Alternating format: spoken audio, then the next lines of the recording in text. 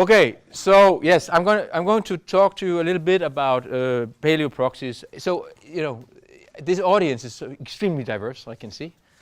So I don't know, it's hard to find how to tune this, but so some of you probably know a lot of what I say, and some of you don't. But it's I'll do my best. Okay, where's my pointer? This is this one. Okay. So this is the Earth, okay? It's the Earth. It has a climate, for example. So we're discussing today, primarily I will talk about corals and coral skeletons. So biomineralization, of course, is a key word. How we reconstruct climate with corals, and sort of the ins and out of that, how well it works, how well it doesn't work, etc. Just to have some kind of critical view on that. And so the problem in general, of course, with proxies is for environment. This is not a very strong pointer, but I don't have it. Anyways, is that if you want to understand the climate and environment and how it evolves in the future, we need to understand how it was in the past. So we need to develop some kind of proxies for paleoclimates, okay, for how it was in the past. And so, what is a proxy? I just gave a class in my in a master's class. So I'm sorry. This is you do okay. So I sent you go to Wikipedia, of course, the first place you go, and you see that proxies are something that we can measure, okay, that is related to, for example, climatic variations, okay. And so to develop that into a proxy, that's some geochemical parameter, for example, but it doesn't have to be some parameter that we can measure in a record, in a geological record. We need to turn that into a proxy. We need to make sure that it's actually related very well to the environmental change that we are trying to reconstruct. We need a chronology, so we know when things are happening, and we need to have a sense of its precision. Okay, so how well it works. Okay, there's many other things, but it's to have a very good proxy, for example, depending on what the problem is, of course. But one other thing that you want is to have good coverage. So you want this proxy to be valid in many places, okay? So you can, have, especially if it's a global problem like the climate, you want to have something that is available to measure in many different places, to have the coverage of it. And so where can we look for proxies? You know this, okay? My students didn't, I think. For example, we can take a tree, okay? And we can look at the tree rings. Now the tree rings, we can simply measure their width. And so you see the annual, rings growing here, tack, tack, tack, tack. And it's supposed to work this way, that if it's cold, the tree grows less. And if it's warm, it grows more. And so the width of these tree rings is supposed to be a measure of the climate. But, okay. Even a physicist knows. I'm a physicist too, so I can say that, okay? Even a physicist knows that, it's not just that it's cold or warm. Maybe it was dry too. So that maybe even there was a warm summer, but it didn't rain. So that's why the tree didn't grow a very thick ring. In other words, there are many different parameters other than the one we're trying to reconstruct that might affect the proxy, okay? Which is, in that case, is noise, okay? Something that can make a parameter change which is not directly related to what we're trying to reconstruct. Okay. All right, and that I'm going to talk to you about this problem in general, certainly on corals. So corals, of course, and carbonates in general, which are formed by organisms in the marine environment. This is basically what we're talking about here now.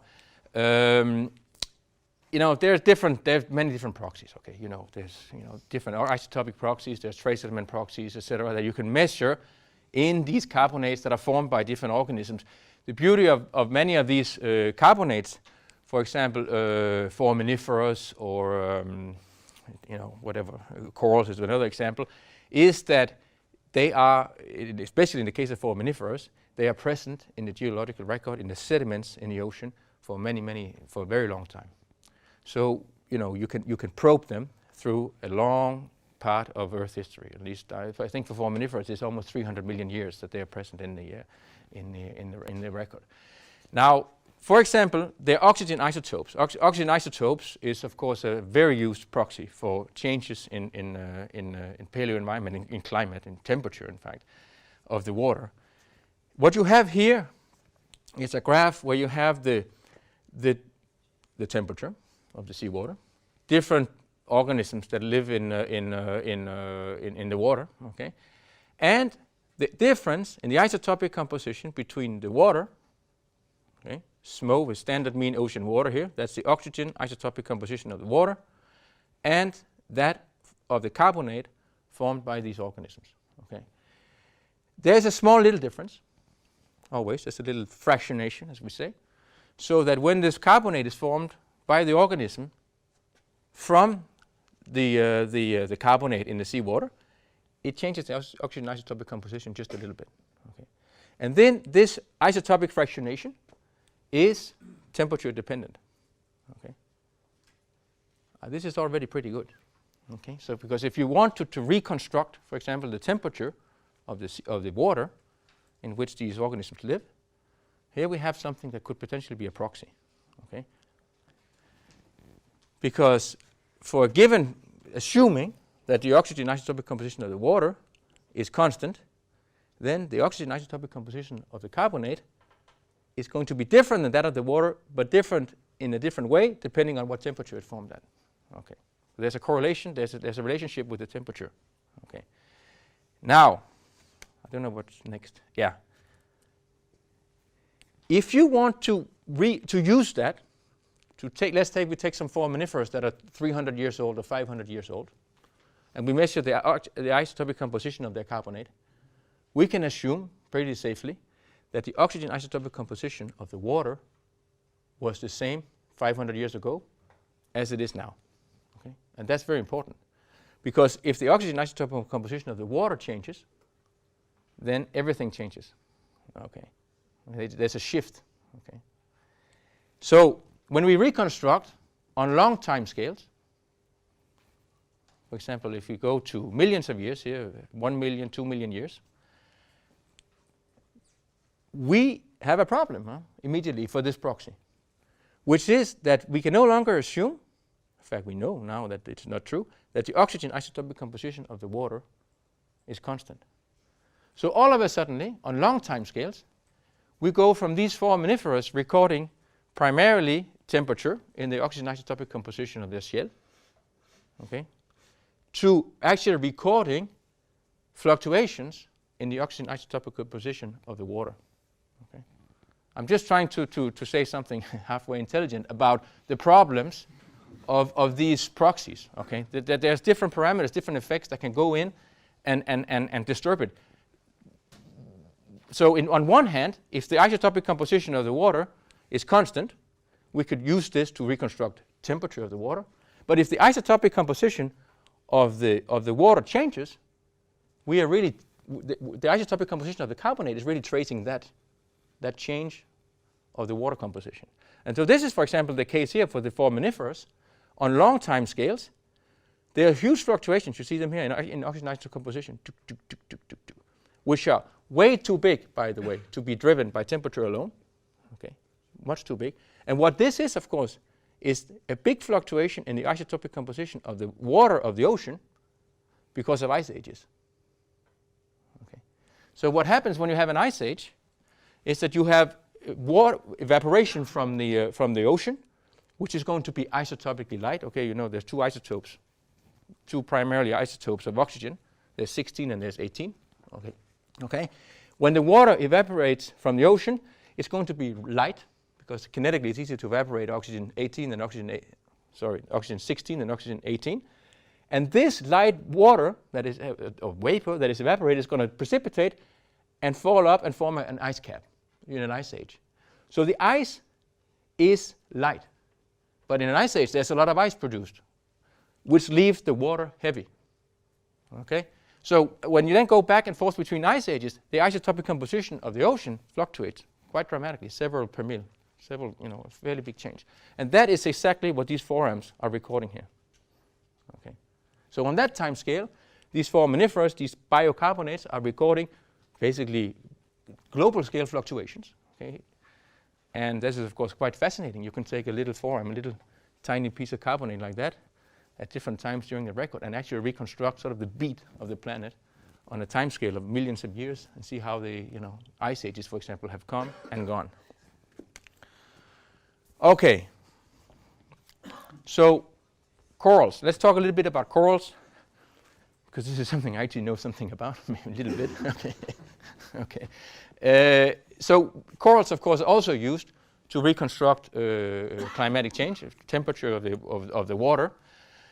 And so here we have, I'll tell you a little bit how this works. This is a very nice, beautiful Parides colony. This is the coral that's most used for paleo reconstruction. You know, the corals are threatened, of course, by climate change, pollution, etc. There's a big problem at the moment. And it is true, it's a problem. And there's a big, there's what do you call it, bleaching, and the reefs are suffering a lot. In some places, though, when you go and you look at the corals, you see that they're full of holes. I mean, like this. And there's a lot of holes. And this is because geochemists have gone and drilled them, okay? So I'm wondering what the biggest threat is to corals sometimes, if it's the climate change or it's the scientist. Okay, but anyways, the point is that in this skeleton here, this is calcium carbonate skeleton, which is growing like an onion, like that. I'll show you in a minute. There is a carbonate forming. There are variations in the surface, in the water temperature, seasonally, of course. There's warm and cold. There's maybe El Niño, La Niña, etc., changing the climate. And this, if we can find something to measure, which is correlated to these changes in the skeleton, well, then maybe we can reconstruct those changes or those variations on the time scale that this coral has lived, which in this case, for this coral, which is probably 3 meters in radius, it grows about 1 centimeter a year. It's maybe 300 years, 400 years, which is very interesting, right? Because if you want to go for anthropogenic climatic changes and see the effect of the industrialization, etc., we are really interested in something that gives us a couple of 100 years before the whole thing started, the problem started, and then the modern times. So that could actually be recorded in a skeleton like that, if the proxy is precise and if it works. All right, so a little bit about corals in general. Corals are everywhere.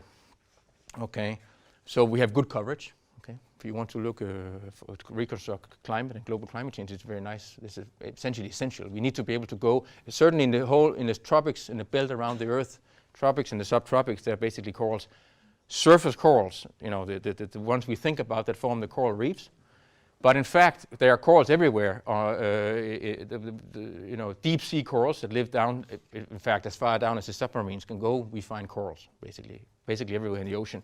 Of course, the ocean is extremely stable. The deep ocean is stable, so it doesn't record on a short time scale changes. But I'll get back to that in a minute. So these different corals, they're called scleractinian corals. They are different species, of course, that have adapted to live in very different temperatures. We're only really going to, no, that's not true. We're going to talk about both types of corals a little bit. They form a skeleton of calcium carbonate. And of course, they've been used to record variations in sea surface temperature. So if you just talk about the reef-building corals that live in the tropics and the subtropics, and you know the coral reef that you know, through the variations in their trace element abundances and the isotopic composition, just as you saw before, the oxygen isotopes. Okay, I'm going to talk mostly about the trace element abundances. Yes? You said depth ranging from 0 to 300. So they live from, in the tropics, the different species of corals, what you call them, the reef building corals, they are basically at the surface of the water. And then you have deep sea corals, still belonging to the same taxa. I have to be very careful now because there are people from the museum. Okay, sure. And they are living down to, in the cold, deep ocean, and they are different. They're different species. There's a whole, and by the way, in the deep ocean, they can form reefs too. We talk about deep coral, cold coral reefs. It's not, but it's the same, organism, same family. Grosso modo. For a physicist, it's all the same. I guarantee you. Okay. Okay. So why is it important? Okay, just to get back to that, very quickly, of course, it's very important because to understand the sea surface temperature, variations in the sea surface temperature, because it's a very important parameter in global, what do you call it, circulation models. If you change the temperature of the ocean, of surface water of the ocean, especially in tropics, by just half a degree, you increase immensely the amount of water, amount of heat that's transferred to the atmosphere, which is then transferred to the higher latitudes. So it's a very big parameter. Okay, in global climate models, I would say the two most important parameters in these models is that sea surface temperature and then cloud cover, etc., in terms of reflection and incoming energy. And so how does it work? Okay, I'll get a little bit into the machine room of using corals to reconstruct climate. So here's again one of these provided corals, which is going to have a hole in it. And this is not, it's big, it's a very nice big coral. No? It probably has a couple, 100 years or so in it in terms of so what they do, I don't really do it actually, but what people do is they will drill a piece of the skeleton. Okay, and when you drill into that coral here, you're drilling, of course, back in time.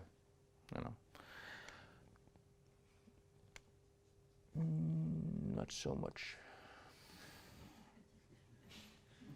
What do I do? I hit harder or what? Attends, it's really okay. Okay, I do something. Where's my? I go like this one by one. It's going to be a long time. Okay. So when you drill a piece of that out, so here's about a 10 centimeter core. You can take a slice of that core and you can take an X-ray map of that. And what you see is very nice, beautiful annual growth rings. So here you have a beautiful chronology, right? Now, by the way, you do it too. You always show your nicest picture, okay? Okay. It almost never, ever looks that nice, okay? This is a perfect picture, okay? I'll show you some real pictures in a minute, okay? What? This is the best picture I've ever seen. Okay, I always use it. I only know one picture like that. Okay, so but it shows it brings the point home. Okay, namely that there is annual growth bands. So you have darker bands. This is actually I think it's a negative X-ray image. So basically, dark means low density skeleton. White means high density skeleton. So basically, what happens is in a warm period, in a summer period, for example, the skeleton will extend fast, building a relatively low density skeleton, and then in the winter time, it still calcifies, it still produces skeleton, but it doesn't extend as fast, and so it becomes a higher density thing. So basically, what you can see here is that this coral here was cut, drilled out in the spring of '95 here, probably. Then we have '94. Okay, now. What you then want to do now is you want to find something that you can measure in this skeleton that is related to temperature. Okay. And another thing that's very important is you need to calibrate this. Okay. You need to find something you can measure, and then you have to calibrate it against the temperature variations to see if there's any information there. And so what people usually do, is that in order to obtain this calibration, they will have a temperature record, actually measurement of the water temperature for some period of time. In this case, for example, here you have, you've taken this skeleton, you have measured oxygen isotopes, the strontium-calcium ratio or the magnesium-calcium ratio, and then you have the sea surface temperature measured with a thermometer right next to this coral. So there's no discussion. We know what the temperature was. And then you're trying to relate. I know, you've never seen anything that good, right? So again, it's the best example you ever will see. Okay, so you have here essentially a calibration. Okay, you have some kind of geochemical parameter. Let's just talk about the strontium-calcium ratio, because that's basically what I'll talk about for the rest of the talk. You have a strontium-calcium ratio that obviously evolves with the season. Okay, there's a signal, goes up and down in concentration, and by the way, the strontium-calcium ratio is negatively correlated with sea surface temperature, and so they swap to make the two curves follow each other. They flip the axis here. You see that it increases down. Okay, just to. And so that's a key thing, right? That's a key thing. This calibration, because a proxy, in general, is never better than its calibration. If you cannot calibrate extremely well, you cannot reconstruct, right? Because when you calibrate, you know everything. So here are 3 examples of a calibration of the strontium-calcium ratio in 3 different corals that lived, and these are very typical, and I'm not exaggerating in either one way or the other. Okay, this is typical quality of the calibrations in the literature of the strontium-calcium ratio versus the temperature in 3 different corals, these Porites corals, that lived in a small atoll in the Indian Ocean. They've seen open ocean circulation. There's no special effects of lagoons, etc. And so basically what you have here is the sea surface temperature, which is obtained some way, either a direct measurement or something. Yeah, probably a direct measurement right next to them. There are 3 corals, same species. They lived a few hundred meters from each other. They've seen the same ocean. And they've seen the same temperature. And what you see here is that the calibration, first of all, you see some noise. Okay, you see that the slopes are actually different. Okay, so this means that if you calibrate with this coral here, if you reconstruct from this coral, you're going to get a slightly different answer than if you reconstruct from this coral, of course, because that calibration slope is different. Okay.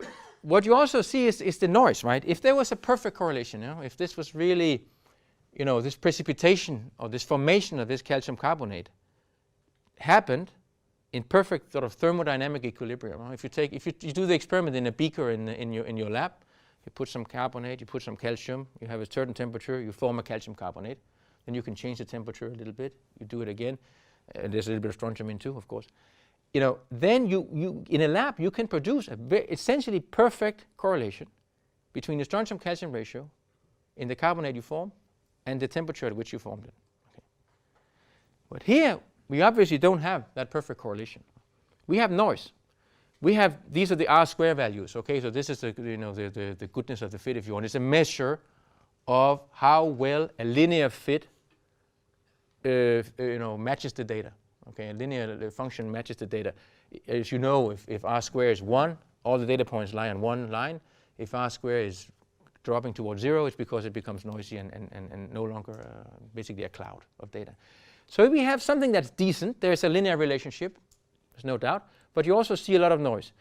Look, if you measure, in this coral, for example, in some place you measure a strontium-calcium ratio of 9.2 millimole per mole, it could correspond to 28 degrees, or it could correspond to 24 degrees. Okay, just from the noise in the calibration. In fact, there's some random number in between, right? And so this is, of course, a problem, right? Because and it becomes a problem only, of course, in relationship to what we're trying to reconstruct. If we are trying to reconstruct something which changes by 30 degrees C, well, then if you have a plus or minus a couple of degrees C of uncertainty or noise, it doesn't really matter. But if you're trying to reconstruct something that is only on the order of 1 degree C, you better have a proxy that is significantly more precise and accurate than that. Okay. Okay. So you get the drift. Okay. All right, so just to get you it doesn't really matter all this stuff, but just to get you a little bit of a feeling of this, because in the literature very often you don't really have a big good evaluation of what the precision is. You see a calibration like that, maybe you don't even see the data, you just see a slope, a linear equation with a slope, and you get an R-square value. Okay, and then you say, oh, the R-square value is nice, so it's good. But it would be nice to understand a little bit about what it means, this R-square value, in terms of the noise in the system. Okay.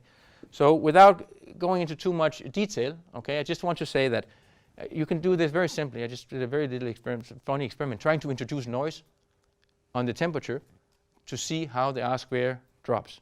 So here's a perfect linear correlation between a strontium-calcium ratio and a sea surface temperature. Here's I just took some equation out of and slope and different constants for this equation out of the literature for some coral I found. Take some random numbers here between 22 degrees C and 29 degrees C. Take a random sea surface temperature. Use this equation to calculate the strontium-calcium ratio. And you do that a couple of times. Then, of course, they all fall on that straight line because I just calculated them too. Okay? And the R-square value is 1. Now we can do the same exercise, or we can begin to introduce a little bit of noise, random noise, on the temperature. So what I've done here, this is what we had before. Everything is calculated to fall on that line. Now we do the same thing, same slope, same equation. Take random numbers, calculate the strontium-calcium ratio, and then afterwards add a little bit of noise to the sea surface temperature. Okay. So here I've added just a randomly with an amplitude of 1 degree C. I've added a little bit of noise. So first you take the temperature, you calculate the strontium-calcium ratio, and then you add some random noise, which is maximum plus or minus 1 degree C. Okay? And this does what? This puts the R squared to 0.94. Okay? Plus or minus 1 degree C random noise is 0.94. If you do plus minus 2 degrees C of noise, it becomes 0.76. And of course it gets worse and worse. Okay. So you see, just to get a feeling for the noise and the corresponding R square value. Okay. And this, of course, you have to put in relationship with the effect we're trying to reconstruct here. If we take a coral, for example, we have the sea surface temperature variations, for example, through the last 100 years. Okay. But here I think everybody would agree that that effect still is no more than 1 degree C maximum. Okay. So you have to ask yourself, if you take a coral and you make a hole, it should be a purpose, right? Before you make a hole. When you make that hole to pull out that skeleton, you're going to actually get something, a proxy that is precise enough to reconstruct a 1 degree C change, for example, over the last 100, 150 years. I think for the corals, you get the drift, right? I don't think we can do that. So here's some records from reconstructions from the strontium-calcium ratio for a long time. Huh? So they probably here they have, if I remember correctly, they have taken different corals. This is not one long coral. Okay, they've taken different corals, some corals that probably died earlier, etc. And they try to reconstruct to do the best. And maybe some of the corals actually cover the whole period down to a couple of 300 years back. But yeah, I don't know. If you see the Industrial Revolution here, it's tough, huh? No, but we're scientists, right? That's it. This is what we do. Okay. Now there's also this is strontium calcium. There's also oxygen isotopes. How much time do I have to talk, by the way? Because I can continue. 45 minutes. I have 14 minutes. Left or total? Left. Oh, oh, it's very nice. Here, I'll just give you another example, okay? Because what I'm getting to, of course, is that I talked about before this thermodynamic relationship. You saw the noise, which would give you a thermodynamic relationship, which would give you a perfect correlation if you do it in the lab. Okay, if you precipitate this calcium carbonate in the lab, versus the noise you see in the coral. Okay, but of course it's a living organism. Huh? Here's another example where the oxygen isotopes. It's not very clear, but what we have here is temperature variations throughout the years. This is 1982, this is 2002, of the East Africa and the Seychelles here. And what you see in 98 is the biggest, I think the biggest El Nino temperature anomaly, certainly for that big region, in 100 years. Okay, it's a big, almost 2 degree, increase here because of El Nino. So Aldo Shem is a good friend of mine. He's in the Weizmann Institute in Israel. He's a smart man. He said, okay, I will go in 2000 and whatever, 4 or 5 or 6. I will go to the Seychelles and I will drill some more holes, okay, into these corals, and I will see if they have recorded the biggest El Nino event in the oxygen isotopic composition, the biggest El Nino event in the 100 years, okay. So he did that. Oh la la. This thing, he gave me these slides. I don't know how to remove this thing that moves, and So he went there. He says it's a very nice island. He recommends this hotel here on the left, and he comes in on a small plane. He goes. He drills corals. Huh? See, there are holes everywhere. Okay, tack, tack, tack, tack, tack. Now it looks more normal. By the way, you see the skeleton here. Doesn't look so nice. So this is more. You see the growth bands, but it's a little more normal. Okay, it's not so nice as the first one I showed you. So here he has, just to show you that he actually took a skeleton. He measured the oxygen isotopic composition, which is these things in yellow here. Forget the carbon-13 right now. But the oxygen isotopes are supposed to vary with the sea surface temperature. the temperature of the water, right? And they do. You see, there's seasons here. There's no doubt about that. Now, he took six cores, and I'm just going to go through them one by one, and then you can tell me, we can decide together if there is a record of the biggest El Nino event in 100 years, okay, in these. Here is the sea surface temperature, and it's very nice actually. Up, El Nino, okay, in black. This is the El Nino event, okay. It's a pretty big event, in fact. Here is one core in oxygen isotope composition. First of all, it doesn't really follow that well, but okay, anyways, it goes pop, pop, pop, pop, pop, pop. If you didn't know anything, you would say, something anomalous happened here, right? There's no doubt. There's something happening. Let's take the next one. No, you would not be able to tell, right? This one, give it half a point, okay, half a point. This one, no. This one, no. This one, no. Okay, 1.5 out of 6 corals recorded in the oxygen isotope composition, the biggest El Nino event in 100 years. Yes. The point is, which is the source of error? Because until now you are talking about statistics. Yeah. So. But it's very important to know. So exactly, very good claim. So, what? Okay, you have 40 minutes after me. So, no, but the problem, look, there are many different factors. The real problem is that it's not a thermodynamic experiment in a beaker. It's an organism. And as soon as you say the word biology, the shit just hits the fan, okay? No, it's a nightmare, okay? It becomes basically psychology, okay? No, because I'm making fun of it, but you know, maybe these corals that did not record this El Nino event, the temperature was simply so high that they were so stressed that they didn't actually build much skeleton in that period. Maybe there's no record at all. Okay, maybe I don't know what. But the point is that there's, as soon as you put in, that's your area of uncertainty, that's your major source of uncertainty, biology. We don't know, and that comes back to this problem of the biomineralization process and all the things we don't know. We don't really know how this biology is affecting and, you know, controlling the trace element composition and the oxygen isotope composition or the stable isotope composition of the skeleton. But for sure, you know, the environment affects it, and there is a record of the seasons. There's no doubt about that. I'm not saying that it's complete nonsense. Okay, there's no doubt. There's seasonal variations. The question from a paleo reconstruction perspective is how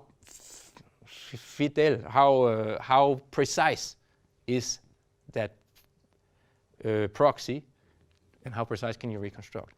And the problem is that these are living organisms. Okay, and this is the main error of uncertainty, in my opinion. You mean that if imagine that the living organisms do very well. Yeah. Okay, it would be any way to explain that kind of, let's say, error due to anything during the protocol of measurement? Oh no, it's not the measurement problem. This is one thing. No, okay, sorry. No, there's no way we can. I mean, we can measure the oxygen isotope composition or the strontium-calcium ratio to a precision that is much better than these differences here. This is for sure. It's not an analytical problem. No, but this is a kind of precision, not necessarily kind of resolution. This is two different things. You can measure very well, okay, but not to measure the real thing, the real point. No, okay, then okay, you're talking about where in the skeleton versus when you do the calibration, or I'm not sure I understand you. I'm just saying, I mean, to try to understand where are the source for error in any, in the whole protocol. But I don't think there error in terms of analysis. The size of the sample, for instance. Oh, but that's okay. Carbonate. You know what? I'll show you, because that's a very good point. The size of the sampling, for example, I'll show you. Now, just to say one more time, it's not that there's no signal. Huh? It's not that this is again sea surface temperature versus the oxygen composition in a coral skeleton. There is clearly a seasonal variation that correlates with the temperature. Okay, but you also see that there's some big mismatches. Okay, for reasons that by and large we don't understand. Okay, and this is again not an analytical problem in the sense of precision of the analysis. That's for sure. Okay. Okay, some more reconstructions. Yeah. Okay. So what now? I'm going to address some one of the things you mentioned there. What I'm going to do now, I'm going to try to go and look into these skeletons of these corals at a smaller and smaller scale, and try to look at the trace element composition. And there's also some oxygen isotope data in there to see what we see when we go and dive into the ultrastructure of the skeleton, to try to get a feeling for what is this biology, what's going on. No, I don't think I'm not going to tell you how it works. Okay, I'm just going to document what's inside that skeleton and what might be the source of the noise that destroys these correlations, if you want. Okay. So here is a nice skeleton of Porites, this coral that is most frequently used, and just give you an overview over the architecture of a coral skeleton, just very briefly. And so it's all aragonite. It's a calcium carbonate. It's formed by these individual polyps. They're sitting as a colonial organism. Individual polyps here. One is forming this corallite here, we call it. Here's another one here. There's a wall around it. See here, and then there's these septa that sort of stick into it, like divisions like that. I have another species which shows it much better because Porites is a very, ornamented skeleton. Here is a Pavona species where you see the wall very clearly, and you see these septa that stick in here. Okay, so this is sort of the overall organization of a single polyp, which is on the order of a millimeter or so, depending on the species, of course, something on the order of a millimeter, and grows this way, okay, out towards you, okay, because it's now, if you take, let's say you make take a thin slice of this septa here, and you look at it in transmitted light, polarized light, you see this, okay. So you see basically, and here's an SEM, scanning electron microscopy image of, it's not the same region, of course, it's not the same piece, but of an etched surface of the same part of the skeleton. What you have here in two different ways, you see the sort of the two main ultrastructural components of the coral skeleton. You see these little black dots here, like that, or here they are, okay? We call them centers of calcification or rapid accretion deposits. There's different ways of calling this, but they are basically, you can think of these as the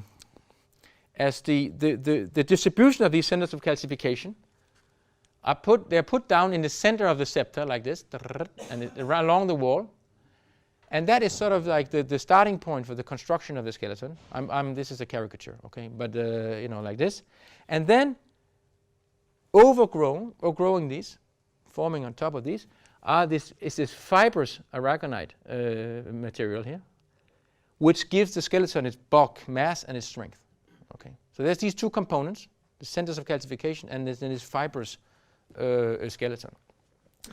Now, what we're going to look at now, we're going to look at this structure here with ion microprobes. Okay, so this is the tool I use the most to analyze trace element and isotopic composition.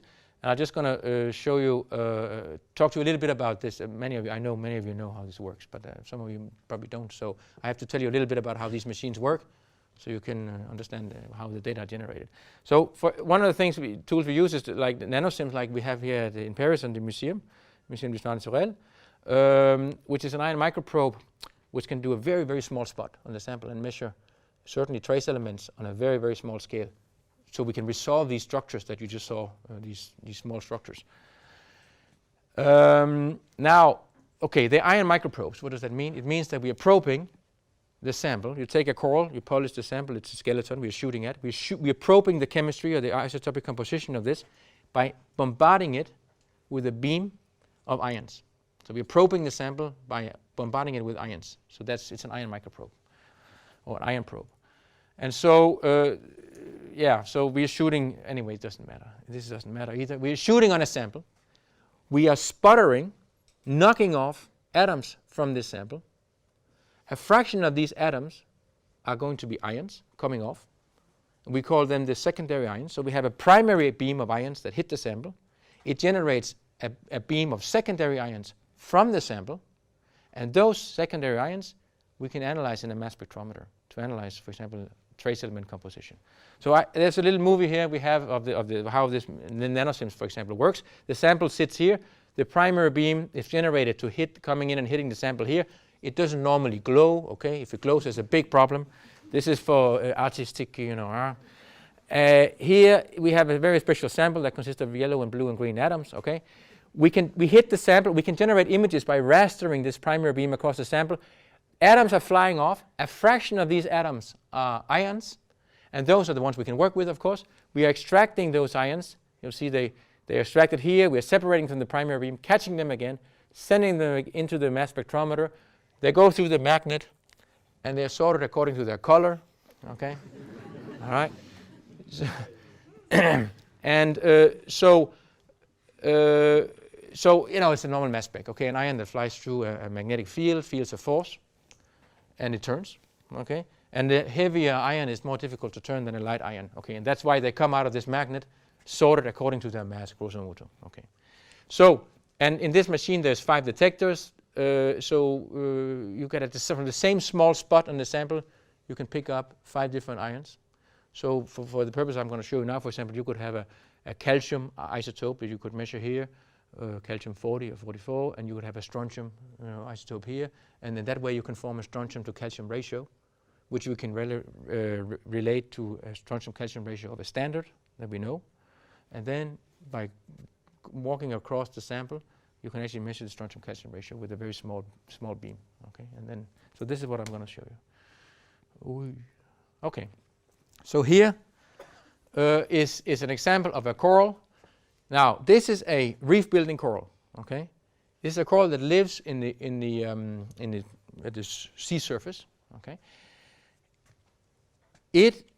look at the scale now. Okay, this is 100 microns. Each of these beam spots are 20 microns. Okay, so this is not the nanosims. This is a conventional ion microprobe that has measured this. If you look, this is the skeleton here. Okay, this is epoxy out here. It grew this way. Okay, this skeleton, and this is all skeleton. This is a very small length scale here. So this is skeleton that has formed in a fairly short. They grow pretty fast. Huh? So this is skeleton that has formed on a time scale, I would say from here growing this way up, no more than 24 hours. Okay, probably. Okay. In other words, the sea surface temperature has not changed. Okay, here. It's pretty clear that the environment has not changed radically in 24 hours, so let's even make it 36 hours. Okay. What we've done here with the ion probe is go back from the fibers, these fiber regions of the skeleton, into what we call the centers of calcification. You see two of these structures here. Okay. So basically we're shooting into the center of calcification out on the other side, and the same over here. Now look at this data here. So basically we have here, this is magnesium concentration in the skeleton, and here was the biggest difference. So this is the one that really separates these two structures, because you see the fibers have a relatively low magnesium concentration, and then as soon as you enter into these centers of calcification, boom, the magnesium calcium ratio, the magnesium concentration goes up by a lot. Okay, and so we plotted that against strontium. You can also see that there's also a difference in strontium. This is an uncalibrated raw ratio between boron and calcium. Boom, boom, boom. In other words, if you go across from one structure to another in skeleton, in a reef-forming coral that has formed within 24 hours, you see from one ultrastructure to another very dramatic trace element variations, which obviously cannot be driven by temperature, because the temperature simply hasn't changed much in those 24 hours. Okay? You see the problem? So here is in the same trace. In the same trace here we have measured the oxygen and the carbon isotopic composition. Here we have the fibers, and here we have the centers of calcification. There's a little more scattered, but they are clearly lighter in the oxygen isotope composition. Just for information, if you do a calibration of the oxygen isotope composition in a carbonate in a beaker in a lab, 1 degree 1 per mil difference, which is a small difference but easily measurable, corresponds roughly to 5 degrees C. Okay? So in other words, to go from here to there, the temperature would have to change 15 degrees C. Now, obviously, that did not happen. Okay, yes? But you're not considering chemical fractionation. Oh, chemical fractionation. Because you know, for sure, the growth rate and let's say the precipitation, mass precipitation, Yeah, in two different extractions, the fibers in what you call COC, yeah. are different. No, but there's nothing that can, you know, you mean a kinetic fractionation or something? Yeah. To do that on for 5 per mil? I don't know. I mean, I'm not an expert. I think it's, Just thinking, you know. yeah, we don't know exactly the mechanism. You do, but I don't. Okay, but it's obviously something is changing. Maybe, I mean, what we're getting back to here is probably, in my opinion, there are cellular level processes, okay, because there are certain cells maybe that form these things. You don't think so? There are certain cells that may form these things and other cells that form the fibers. Maybe they're using different reservoir, internal pools of oxygen. I don't know, okay. I simply don't know. Maybe there's metabolic signatures in the, yeah, I don't know, okay. The bottom line is, this is not temperature. From a paleo-reconstruction perspective, that's really what matters, because if you're a paleo-reconstructor, you can say, I don't give it anything about biology. I just want a nice calibration. Right now, we're just trying to look into what is the source of the noise. Here is another example. This is with the nanosims this time, because you see the very short time scale, 50 micrometers, and a lot of data. You go in a line scan across here. We are taking a deep sea coral from 2,000 meters. Now, if you ever want a stable environment where the temperature doesn't change, you go to 2,000 meters in the ocean. Okay, you can be pretty sure the temperature doesn't change. And so this is the annual max range, okay, at this depth in this place, which has been measured. And so here you go again, you see the magnesium-calcium ratio, and you from the fibers into the centers of calcification, boom, it goes up and down again, okay. Whatever it is, this is an expression of strong biological control over the trace element composition of these different ultrastructures, which is not related to the temperature. Here's another example, deep sea coral. Look at these variations in oxygen isotopes. Okay, they're enormous from a temperature perspective, just absolutely enormous. Okay, this is impossible. This would be 25 degrees C variation at 700 meters. Okay, you have to hit the Earth with an asteroid to do that. Okay, all right. Anyways, we can go on and on like this. It doesn't matter. You know, here's the centers of calcification. Here are the different layers in the fibers. You can see there's very strong beat of the magnesium-calcium ratio that corresponds to the layering as these fibers are put down. Okay, there's also variations in the strontium-calcium ratio, which is clearly above the noise, etc. It goes on like that. So the point is, and I'll finish. The point is that we have these skeletons. Essentially, none of the skeleton is really in equilibrium with the seawater, really for real. Okay, in a thermodynamic way. We have different ultrastructures which are dramatically different, both in trace element chemistry and isotopic composition from fibers which are really formed. I mean, you know, we have a center of calcification, and at the same time, right next door is forming fiber skeleton. So it's not even really, it's not really separated in time. In terms of temperature variations, you cannot change the temperature in that short time scale. But in fact, it's forming almost simultaneously. Okay. And yet, you have these enormous differences in both isotopic composition and trace element chemistry, and which are not related to sea surface temperature. And so this is biology. Okay, and I'm not going to pretend I know how it works. Okay, I don't know. Okay, I don't. But it's there, because this is obviously not thermodynamics, and it's a real problem. And it's not just for a paleo-reconstruction perspective. This is obviously a big problem, okay? And it's something we cannot really get rid of. Now, you had a very good point before. You can sort of handle it by sampling bigger chunks of skeleton. If you sample bigger chunks of skeleton, you get a nice average, okay, which will dampen some of all these. This is what I'm supposed to end with.